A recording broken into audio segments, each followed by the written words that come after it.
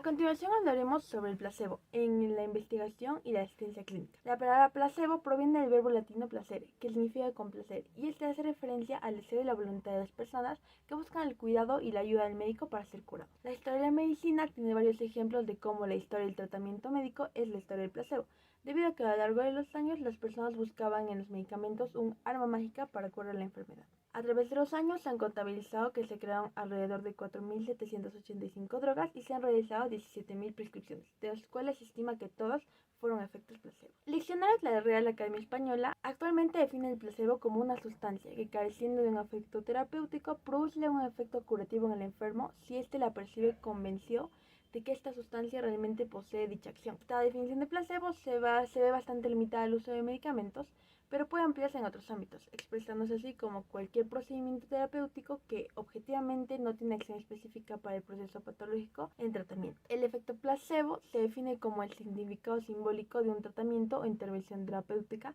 que no es atribuible a propiedades fisiológicas o farmacológicas específicas de la intervención. En síntesis, el efecto placebo hace referencia a la mejoría de los síntomas de las enfermedades como consecuencia de la administración de un placebo. Es importante tomar en cuenta que existen dos factores que pueden influir en el efecto placebo. El primero es anticiparse a los resultados al tomar el fármaco, lo que se conoce como una sugestión, optimismo, fe o esperanza. El segundo factor, un cambio espontáneo, el cual puede ser aún más importante, dado que en ocasiones el paciente experimenta una mejoría espontánea, y si esta tiene lugar después de haber consumido el placebo, el mérito se le atribuye incorrectamente a este. Algunos placebos pueden provocar reacciones adversas o el efecto que no está siendo buscado. A eso se le llama como efecto nocebo. Principalmente va a suceder cuando a un paciente se le va a indicar los efectos secundarios, como por ejemplo va a presentar mareos, va a presentar dolor de cabeza, urticaria, al momento de que va a recibir el fármaco. Y aunque no se le va a dar el fármaco, sino un placebo, igual va a presentar los síntomas. Esto es algo más psicológico. Dentro de los tipos de placebo podemos ver que tenemos el puro o inactivo, en el cual son sustancias inertes que no tienen ninguna acción farmacológica, pero tienen bastante relevancia cuando se hace investigaciones clínicas. Por otro lado, tenemos los impuros o activos que tienen una acción farmacológica, pero poco irrelevante. Sin embargo, podemos ver que tiene gran relevancia en una asistencia clínica. Algunos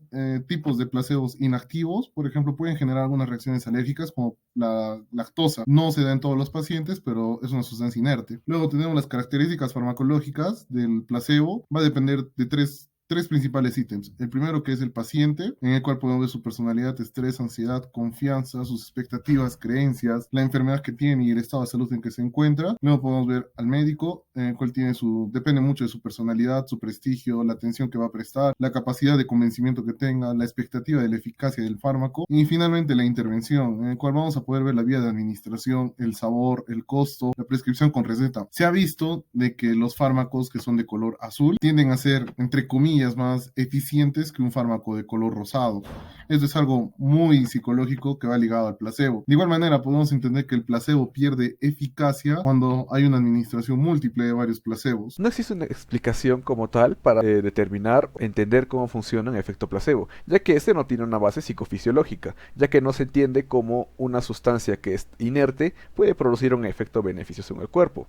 Pero existen algunas teorías, teorías que están basadas, por ejemplo, en la disminución de la ansiedad. Es bien sabido que en personas ansiosas este efecto placebo puede ser beneficioso para ellos. De igual modo, en personas que tienen altas expectativas con el tratamiento, se puede apreciar unas pequeñas mejorías en estas. Del mismo modo, tenemos la teoría del aprendizaje que se obtuvo de tratamientos pasados que pueden generar un efecto placebo. En cuanto a los mecanismos del efecto placebo, este aún es desconocido, pero en las últimas décadas se logró identificar un área del cerebro, en específico un área de la corteza prefrontal, que es responsable de la respuesta placebo debido a que esta área está relacionada con las expectativas y los deseos internos. Y ahora, si hablamos del efecto placebo en la asistencia clínica, vemos que no es posible emplear al 100% un tratamiento a base de placebos, ya que no existe una industria farmacéutica especializada en la misma.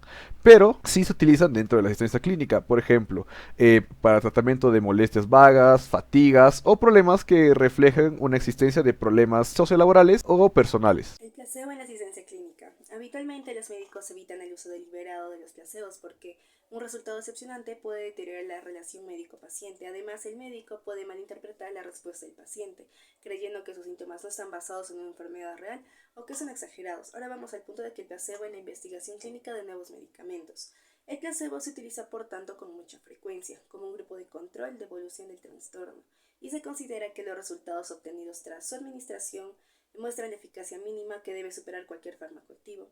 Este punto es importante, ya que en el desarrollo de nuevos fármacos, la mayoría de las autoridades sanitarias no autorizan ningún nuevo medicamento ni ninguna nueva indicación si el fármaco no demuestra su superioridad al placebo, en al menos 2 ensayos clínicos distintos. Ahora vamos a ir a las consideraciones éticas en relación con el uso del placebo. El aspecto moral del uso del placebo es probablemente el más discutido, ya que las principales críticas a su uso se fundamentan en la vulneración del principio de beneficencia. Porque la utilización del placebo resulta ética, debe de cumplir las siguientes premisas: de que el placebo solo será usado en investigación después de que se haya explicado la naturaleza del experimento al paciente, así como el hecho de que se utilizará el placebo en un experimento. Si el paciente acepta esas condiciones, el uso del placebo deberá considerarse como dentro de las normas de ética. Ahora, como una conclusión general, podemos concluir que en términos generales el efecto placebo es la modificación inducida de síntomas, signos u otros indicadores que experimenta el organismo, que no es atribuible al mecanismo de acción específico de una terapéutica, ya sea mecánica, farmacológica, quirúrgica, ambiental o debido a cualquier otra situación curativa.